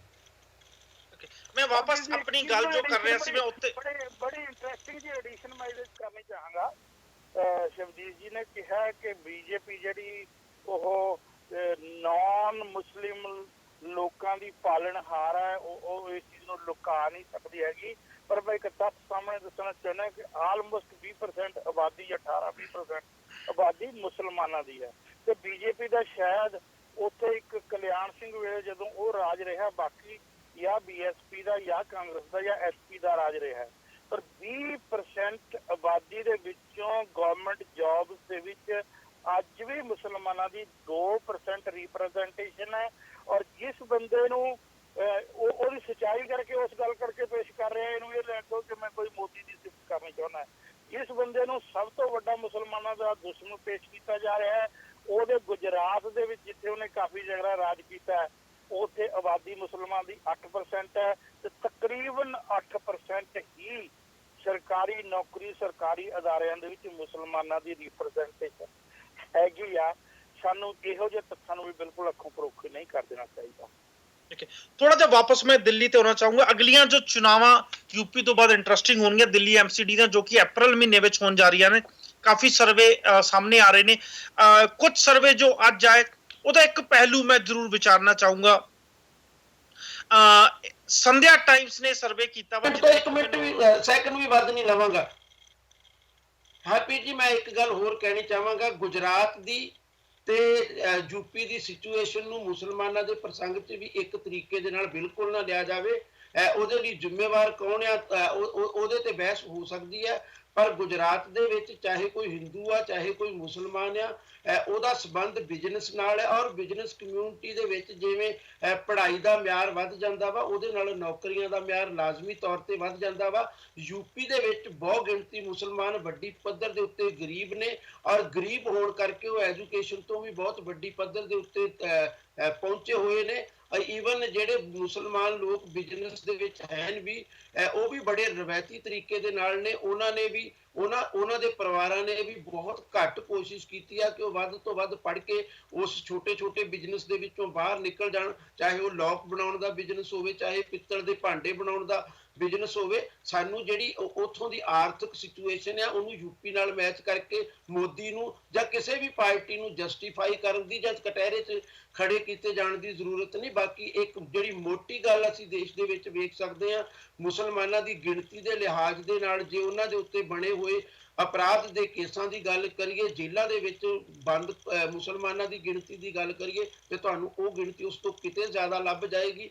ਇਹਦੇ ਅਰਥ ਜੇ ਕੋਈ ਇਹ ਕੱਢ ਲਵੇ ਕਿ ਮੁਸਲਮਾਨ ਜ਼ਿਆਦਾ ਅਪਰਾਧੀ ਹੁੰਦੇ ਨੇ, ਮੈਂ ਇਹਦੇ ਨਾਲ ਬਿਲਕੁਲ ਵੀ ਐਗਰੀ ਨਹੀਂ ਕਰਾਂਗਾ। ਉਹਦੇ ਪਿੱਛੇ ਹੋਰ ਕਿਸਮ ਦੇ ਕਈ ਕਾਰਨ ਨੇ, ਇਹ ਵੀ ਇੱਕ ਸੱਚਾਈ ਹੈ। ਈਵਨ ਕਾਂਗਰਸ ਦੇ ਰਾਜਾਂ ਦੇ ਵਿੱਚ ਯੂਪੀ ਦੇ ਵਿੱਚ ਮੁਸਲਮਾਨਾਂ ਦਾ ਸਰਕਾਰੀ ਸੰਸਥਾਵਾਂ ਵੱਲੋਂ ਕਤਲ ਹੁੰਦਾ ਰਿਹਾ। PSC ਇਹਦੇ ਲਈ ਬਹੁਤ ਵੱਡੀ ਪੱਧਰ ਦੇ ਉੱਤੇ ਬਦਨਾਮ ਮੰਨੀ ਗਈ, ਜਿਹੜੀ ਨੌਕਰੀ ਕਰਦੀ ਹੋਈ ਮੁਸਲਮਾਨਾਂ ਨੂੰ ਮਾਰ ਦਿੰਦੀ ਸੀ। ਔਰ ਇਹ ਗੱਲਾਂ ਕਾਂਗਰਸ ਵੇਲੇ ਹੀ ਵਾਪਰਦੀਆਂ ਰਹੀਆਂ। ਮੈਂ ਉਹਨੂੰ ਕੋਈ ਜਸਟੀਫਾਈ ਨਹੀਂ ਕਰ ਰਿਹਾ। ਜਿਹੜੀ ਮੈਂ ਸਰਵੇ ਦੀ ਗੱਲ ਕਰਨ ਜਰਾ, ਅੱਛਾ ਅਜੀਤ ਜੀ ਪਲੀਜ਼, ਹੁਣ ਅਸੀਂ ਅਜੀਤ ਜੀ, ਮੈਂ ਅਗਲੀ ਗੱਲ ਤੇ ਜਾਣਾ ਚਾਹੁੰਦਾ ਵਾਂ। दो बारी तीन बारी टोक लिया तुसी दोवां ने, मैं कुछ नहीं आख्या। मैं अगली पॉइंट डिस्कस करना चाहता प्लीज अजीत जी प्लीज।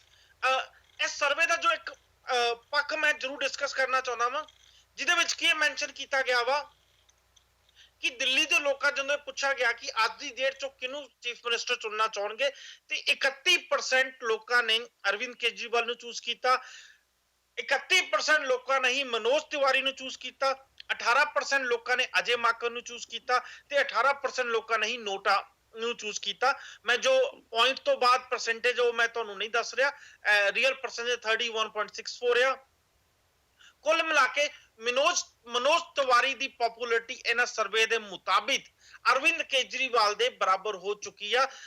लगभग 60 तो ज्यादा परसेंट लोगों ने आम आदमी पार्टी के कामकाज तो नाराजगी जताई। सवाल यह उठता कि 2 साल की प्रशासन 2 साल के आम आदमी पार्टी के राज विच जे मनोज तिवारी जिन्होंने अज तो 2 या 3 महीने पहला बीजेपी का दिल्ली का मुखी अपॉइंट किया गया वा, उन्हां दी पॉपुलरिटी अरविंद केजरीवाल के बराबर दिल्ली के लोगों हो जाती है। ते की ये आम आदमी पार्टी वास्ते किते ना किते दिल्ली के लोगों जो गुस्सा पनप रहा उहदे संकेत नहीं आ? हरप्रीत जी बिल्कुल संकेत है, क्योंकि जो आम आदमी पार्टी ने वादे किए सीगे 2 साल पहला दिल्ली दे विच सोशल मीडिया ते चाहे जो मर्जी दिखाते रहो, but Delhi they which ground level ते वो चीज़ां नहीं हुई और लोग इसनूं डाइजेस्ट नहीं कर पा रहे। और बिल्कुल तुसीं सही कहा कि मनोज तिवाड़ी दी अगर ऐदां दी सिचुएशन आंदी है तो बिल्कुल दिल्ली दे लोग खुल के बोलणगे और उन्हां नूं अपना जिहड़ा मत है वो देणगे। एक सब तो बड़ा फैक्टर हो रहा है नवी दिल्ली दे विच जिहड़ा सिविक इलेक्शन दे विच जिहड़ा पनप के आएगा, जिहड़ी उन्होंने डीलिमिटेशन ऑफ वार्ड्स की है, वार्डां नूं जिहड़ा उन्होंने दोबारा तो उन्हां दी जिहड़ी घेराबंदी है वो की है। सो उस चीज नूं तीनों ही पार्टियां बहुत इंपॉर्टेंट लेके चल रही हैं और शायद आम आदमी पार्टी बीजेपी नूं सैनिटेशन ग्राउंड ते कह लो या जिहड़ियां कॉलोनियां दी कंडीशंस है, बड़ियां पिटिएबल कंडीशंस है उस ऊपर घेर सकदी है। लेकिन बीजेपी दे कोल ਜਿਹੜਾ मनोज तिवाड़ी वर्गा एक ਇਹੋ ਜਿਹਾ कैंडिडेट ये कह लो या एक ਇਹੋ ਜਿਹਾ चेहरा है ਜਿਹੜਾ ਕਿ ਆਮ ਆਦਮੀ ਪਾਰਟੀ ਨੂੰ ਘੇਰਨ ਦੇ ਵਿੱਚ ਬਹੁਤ ਜ਼ਿਆਦਾ ਹੈਲਪਫੁਲ ਰਹੇਗਾ, ਕਿਉਂਕਿ ਉੱਥੇ ਜਿਹੜੇ ਵਾਅਦੇ ਆਮ ਆਦਮੀ ਪਾਰਟੀ ਵੱਲੋਂ ਹੋਏ ਸੀਗੇ ਉਹ ਕਿਤੇ ਵੀ ਪ੍ਰੈਕਟੀਕਲ ਰੂਪ ਦੇ ਵਿੱਚ ਨਹੀਂ ਦਿਖਦੇ। ਸ਼ਾਇਦ ਇਸੇ ਕਰਕੇ ਲੋਕਾਂ ਦੀ ਜਿਹੜੀ ਆਵਾਜ਼ ਉਹ ਹੁਣ ਉੱਠਣੀ ਸ਼ੁਰੂ ਹੋ ਗਈ ਹੈ। ਅਸੀਂ ਲੋਕ ਜ਼ਿਆਦਾਤਰ ਜਿਹੜਾ ਅੱਜਕੱਲ ਵਰਚੁਅਲ ਮੀਡੀਆ ਦੇ ਉੱਪਰ ਤੁਸੀਂ ਦਿਖਾਇਆ ਜਾ ਰਿਹਾ ਉਸ ਨੂੰ ਵੀ ਜਿਹੜੇ ਲੋਕ ਆ ਹੁਣ ਨਕਾਰ ਰਹੇ ਨੇ ਔਰ ਉਹ ਇਸ ਚੀਜ਼ ਤੋਂ ਬਹੁਤ ਮੁਨਕਰ ਨਹੀਂ ਕਰ ਪਾ ਰਹੇ ਕਿ ਜਿਹੜੀ ਗਰਾਊਂਡ ਲੈਵਲ ਦੇ ਉੱਪਰ ਮੁਹੱਲਾ ਕਲੀਨਿਕ ਦੀ ਗੱਲ ਹੋਵੇ, ਚਾਹੇ ਉਹ ਵਾਈਫਾਈ ਦੀ ਗੱਲ ਹੋਵੇ, ਚਾਹੇ ਉਹ ਨਵੇਂ ਗਵਰਨਮੈਂਟ ਸਕੂਲਾਂ ਦੀ ਗੱਲ ਹੋਵੇ, ਉਹ ਕਿਤੇ ਵੀ ਜਿਹੜਾ ਪ੍ਰੈਕਟੀਕਲ ਸ਼ੇਪ ਨਹੀਂ ਲੈ ਪਾਈ ਉਹ ਗੱਲ ਨੂੰ ਲੋਕੀ ਨਹੀਂ ਭੁੱਲਣਗੇ। ਔਰ ਸ਼ਾਇਦ ਜਿਹੜੀ 2 ਅਪ੍ਰੈਲ ਦੇ ਵਿੱਚ ਜਿਹੜੀ ਇਲੈਕਸ਼ਨ ਹੋ ਰਹੀ ਹੈ ਉਸ ਦੇ ਉੱਪਰ ਇਹ ਚੀਜ਼ ਤੁਹਾਨੂੰ ਦੇਖਣ ਨੂੰ ਜ਼ਰੂਰ ਮਿਲੂਗੀ ਔਰ ਕਿਤੇ ਨਾ ਕਿਤੇ ਜਿਹੜਾ ਡੀਲਿਮਿਟੇਸ਼ਨ ਕੀਤੀ ਗਈ ਹੈ ਵਾਰਡਾਂ ਦੀ ਉਹ ਹਰਪ੍ਰੀਤ ਜੀ ਬਹੁਤ ਮੇਜਰ ਜਿਹੜਾ ਪਾਰਟ ਪਲੇ ਕਰਨ ਜਾ ਰਿਹਾ ਹੈ, ਕਿਉਂਕਿ ਉਹਦੇ ਵਿੱਚ ਕੁਝ ਕਲੋਨੀਆਂ ਪਹਿਲਾਂ ਇਨਵੋਲਵ ਸੀਗੀਆਂ ਔਰ ਕੁਝ ਕਲੋਨੀਆਂ ਨੂੰ ਉਦੋਂ ਕੱਢ ਦਿੱਤਾ ਗਿਆ ਔਰ ਉਹ ਜਿਹੜੇ ਵਾਰਡਾਂ ਦੇ ਵਿੱਚੋਂ ਉਸ ਏਰੀਆ ਨੂੰ ਕੱਢ ਦਿੱਤਾ ਗਿਆ, ਉਸ ਏਰੀਆ ਦੀ ਜਿਹੜੀ ਵੋਟ ਆ ਉਹ ਕਿੱਧਰ ਭੁਗਤੂਗੀ। ਬਹੁਤ ਹੀ ਜ਼ਿਆਦਾ ਇਹ ਮੇਰਾ ਖਿਆਲ ਆਮ ਆਦਮੀ ਪਾਰਟੀ ਵਾਸਤੇ ਇੱਕ ਲਿਟਮਸ ਟੈਸਟ ਹੋਏਗਾ 2019 ਤੋਂ ਪਹਿਲਾਂ ਔਰ ਇਸ ਚੀਜ਼ ਤੋਂ ਉਹ ਲੋਕ ਜਿਹੜੇ ਆ ਉਹ ਪਿੱਛੇ ਨਹੀਂ ਹਟਣਗੇ। ਸ਼ਾਇਦ ਦਿੱਲੀ ਇਲੈਕਸ਼ਨ ਦੇ ਵਿੱਚ ਇਹ ਚੀਜ਼ ਕਲੀਅਰ ਹੋ ਜਾਏਗੀ ਕਿ ਆਮ ਆਦਮੀ ਪਾਰਟੀ ਦੀ 2 ਸਾਲ ਦੇ ਵਿੱਚ ਕੀ ਕਾਰਗੁਜ਼ਾਰੀ ਰਹੀ ਹੈ। जी थोड़ी जी मैं एक न्यूज़ और शेयर करना चाहवा, आम आदमी पार्टी के नानकपुरा के काउंसलर अनिल मलिक जी ने जिन्हें कि आम आदमी एक बाईपोल च इलेक्शन जीती सी, आम आदमी कांग्रेस के लीडर सी, कांग्रेस छड़ के आम आदमी पार्टी ज्वाइन की सी, कल इन्होंने वापस फिर तो कांग्रेस ज्वाइन कर लिया। कुछ कांग्रेस के लीडर इनू घर वापसी भी दस रहे हैं। जे अनिल मलिक जी की गल मैं कहां ਤੇ ਮਲਿਕ ਸਾਹਿਬ ਦਾ ਕਹਿਣਾ ਹੈ ਕਿ ਮੈਂ ਜੋ ਸੋਚ ਕੇ ਆਮ ਆਦਮੀ ਪਾਰਟੀ 'ਚ ਗਿਆ ਸੀ ਉਹ ਚੀਜ਼ ਆਮ ਆਦਮੀ ਪਾਰਟੀ 'ਚ ਹੈ ਨਹੀਂ ਤੇ ਉੱਤੋਂ ਤੱਕ ਜਾਂ ਕੋਈ ਸੁਣਵਾਈ ਹੈ ਨਹੀਂ, ਉਹ ਸਭ ਦੇ ਚੱਲਦੇ ਹੋਏ ਵਾਪਸ ਮੈਂ ਕਾਂਗਰਸ 'ਚ ਆ ਰਿਹਾ ਵਾਂ। ਕਿਤੇ ਨਾ ਕਿਤੇ ਆਉਣ ਵਾਲੀ ਇਲੈਕਸ਼ਨ ਐਮਸੀਡੀ ਇਲੈਕਸ਼ਨ ਦਾ ਸੰਕੇਤ ਸ਼ਾਇਦ ਇਹਨਾਂ ਚੇਂਜਸ ਤੋਂ ਵੀ ਸਾਨੂੰ ਵੇਖਣ ਤੋਂ ਮਿਲ ਸਕਦਾ ਵਾ। ਹਰਪ੍ਰੀਤ ਜੀ ਇਹ ਤਾਂ ਸਪਸ਼ਟ ਹੀ ਹੁੰਦਾ ਜਾ ਰਿਹਾ। ਆਪਾਂ ਕਈ ਟੈਲੀਵਿਜ਼ਨਾਂ ਦੇ ਉੱਤੇ ਵੀ ਆਪਣੇ ਟੈਲੀਵਿਜ਼ਨ ਦੇ ਉੱਤੇ ਵੀ ਦੇਖਦੇ ਹਾਂ ਕਿ ਲੋਕ ਇਹ ਕਹਿੰਦੇ ਨੇ ਕਿ ਅਸੀਂ ਜੋ ਪੰਜਾਬ ਬਾਰੇ ਕੋਈ ਸੁਨੇਹਾ ਦੇ ਰਹੇ ਸੀ ਉਹ ਕਹਿ ਰਹੇ ਸੀ ਕਿ ਆਪਣੇ ਰਿਸਕ ਤੇ ਵੋਟਾਂ ਪਾਇਓ। ਇਹਨਾਂ ਦਾ ਜਿਹੜਾ ਇੱਥੇ ਦਾ ਕੰਮ ਹੈ ਉਹ ਕੋਈ ਉਤਸ਼ਾਹਤ ਨਹੀਂ ਕਰਦਾ ਕਿ ਆਮ ਆਦਮੀ ਪਾਰਟੀ ਨੂੰ ਵੋਟਾਂ ਪਾਈਆਂ ਜਾਣ। ਸੋ ਕਈ ਲੋਕਾਂ ਨੇ ਇਸ ਸਰਵੇ ਦੇ ਉੱਤੇ ਸਵਾਲ ਵੀ ਉਠਾ ਰਹੇ ਨੇ ਕਿ ਇਹ ਸਰਵੇ ਚਾਹੇ ਕਿ ਸੱਚ ਹੈ ਕਿ ਝੂਠ ਹੈ, ਪਰ ਇਹ ਚੀਜ਼ ਅਸਲੀਅਤ ਹੈ ਕਿ ਲੋਕੀ ਉੱਥੇ ਉਹ ਉਤਸ਼ਾਹਤ ਨਹੀਂ ਹੈਗੇ ਆਮ ਪਾਰਟੀ ਤੋਂ। ਨਿਰਾਸ਼ ਲੋਕਾਂ ਦੀ ਗਿਣਤੀ ਦਿਨ ਬ ਦਿਨ ਉੱਥੇ ਵੱਧਦੀ ਜਾਂਦੀ ਹੈ, ਕਿਉਂਕਿ ਜਿਹੜੇ ਕੰਮ ਕੀਤੇ ਗਏ ਨੇ ਉਹਨਾਂ ਦੇ ਰਿਜ਼ਲਟਸ, ਜੇ ਪਾਣੀ ਦਾ ਬਿੱਲ ਮਾਫ, ਬਿਜਲੀ ਦਾ ਬਿੱਲ ਘਟਾਉਣੇ, ਉਹ ਜਿਹੜੇ ਚੀਜ਼ਾਂ ਨੇ ਉਹ ਸਬਸਿਡੀਆਂ ਨਾਲ ਕੀਤੀਆਂ ਗਈਆਂ ਨੇ। ਜਦੋਂ ਸਬਸਿਡੀਆਂ ਨਾਲ ਕੀਤੀਆਂ ਜਾਂਦੀਆਂ ਨੇ ਇਹ ਗੱਲਾਂ, ਇਹ ਕੁਝ ਦੇਰ ਵਾਸਤੇ ਲੋਕਾਂ ਨੂੰ ਪ੍ਰਭਾਵਿਤ ਤਾਂ ਕਰ ਦਿੰਦੀਆਂ ਨੇ, ਜਾਂ ਲੋਕ ਜਿਵੇਂ ਕਹਿੰਦੇ ਆ ਪਾਰਟੀ ਦੀ ਮੂੰਹ ਰਖਾਈ ਤੇ ਹੋ ਜਾਂਦੀ ਹੈ ਕਿ ਅਸੀਂ ਉਹ ਕੰਮ ਜਿਹਾ ਕਰਤਾ ਸੀ, ਪਰ ਅਲਟੀਮੇਟਲੀ ਉਹ ਸਰਕਾਰੀ ਖਜ਼ਾਨੇ 'ਚ ਜਾਂਦੇ ਆ ਤਾਂ ਉਹ ਦੂਸਰੇ ਪਾਸੇ ਪੈਸਾ ਜਿਹੜਾ ਖਰਚਣ ਵਾਲਾ ਹੁੰਦਾ ਇਹਨਾਂ ਗੱਲਾਂ 'ਚ ਲੱਗ ਜਾਂਦੇ ਨੇ। ਪਰ ਲੌਂਗ ਟਰਮ ਦੇ ਵਿੱਚ ਜਾ ਕੇ ਜਦੋਂ ਤਰੱਕੀ ਨਹੀਂ ਹੁੰਦੀ ਤਾਂ ਲੋਕਾਂ 'ਚ ਨਿਰਾਸ਼ਾ ਹੋਣੀ ਸੁਭਾਵਿਕ ਹੁੰਦੀ ਹੈ, ਔਰ ਉੱਥੇ ਉਹ ਹੋ ਰਹੀ ਹੈ।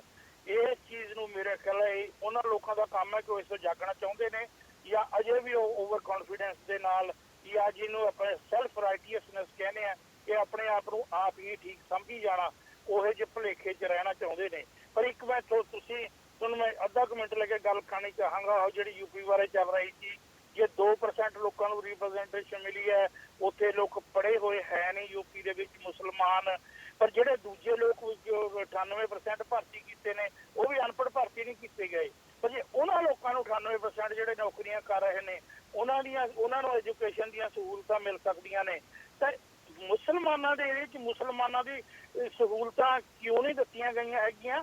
ਇਹ ਸਵਾਲ ਸਭ ਤੋਂ ਵੱਡਾ ਹੈ ਕਿ ਕਿਤੇ ਜਿਹੜੀਆਂ ਮੁਸਲਮਾਨਾਂ ਦੀਆਂ ਹਮਦਰਦ ਪਾਰਟੀਆਂ ਨੇ ਉਹਨਾਂ ਦਾ ਵੈਸਟਡ ਇੰਟਰਸਟ ਤਾਂ ਨਹੀਂ ਹੈਗਾ ਮੁਸਲਮਾਨਾਂ ਦੇ ਅਨਪੜ੍ਹ ਰਹਿਣ ਨੂੰ, ਕਿ ਅਸੀਂ ਤੁਹਾਡੀ ਇੱਕ ਸਿਰਫ ਧਾਰਮਿਕ ਮੁੱਦਿਆਂ ਤੇ ਭਰਮ ਫੈਲਾ ਕੇ ਕਿ ਉਹ ਲੋਕੀ ਜਿਹੜੇ ਹੈਗੇ ਤੁਹਾਡੇ ਧਰਮ 'ਚ ਵਿਘਨ ਪਾ ਦੇਣਗੇ, ਤੇ ਇਸ ਗੱਲ ਕਰਕੇ ਤੁਸੀਂ ਸਾਨੂੰ ਵੋਟਾਂ ਦੇਈ ਜਾਓ।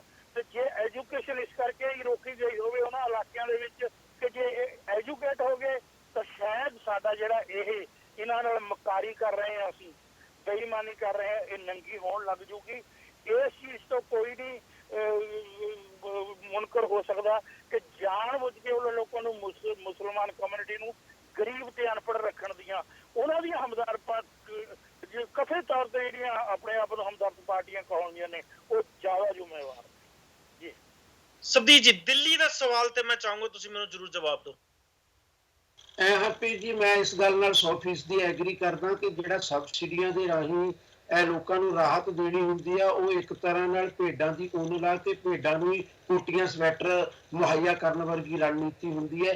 ਪਰ ਇਹਦਾ ਜਿਹੜਾ ਸਭ ਤੋਂ ਵੱਡਾ ਨੁਕਸਾਨ ਇਹ ਹੁੰਦਾ, ਫਾਇਦਾ ਉਹ ਪਾਰਟੀ ਹੀ ਨਹੀਂ ਲੈਂਦੀ, ਜਿਹੜੀ ਪਾਰਟੀ ਸੱਤਾ ਦੇ ਵਿੱਚ ਹੁੰਦੀ ਆ ਉਹ ਦੂਸਰੀਆਂ ਪਾਰਟੀਆਂ ਨੂੰ ਵੀ ਇਸ ਗੱਲ ਲਈ ਤਿਆਰ ਕਰਕੇ ਜਾਂਦੀ ਹੈ ਕਿ ਕੈਂਚੀ ਤੁਸੀਂ ਵੀ ਨਹੀਂ ਸੁੱਟਣੀ, ਉਹਨੂੰ ਤੁਸੀਂ ਵੀ ਲਾਉਂਦੇ ਰਹੋ ਤੇ ਕੋਟੀਆਂ ਸਵੈਟਰ ਤੁਸੀਂ ਵੀ ਫਿਰ ਭੇਡਾਂ ਦੇ ਉੱਤੇ ਉਹਨਾਂ ਨੂੰ ਮੁਹੱਈਆ ਕਰਦੇ ਰਹੋ। ਇਹ ਗੱਲ ਅਸੀਂ ਪੰਜਾਬ ਦੇ ਵਿੱਚ ਵੇਖ ਸਕਦੇ ਹਾਂ। ਬਾਦਲ ਸਾਹਿਬ ਦੀਆਂ ਨੀਤੀਆਂ ਨੂੰ ਕੈਪਟਨ ਸਾਹਿਬ ਨੂੰ ਵੀ ਜਾਰੀ ਰੱਖਣਾ ਪਿਆ।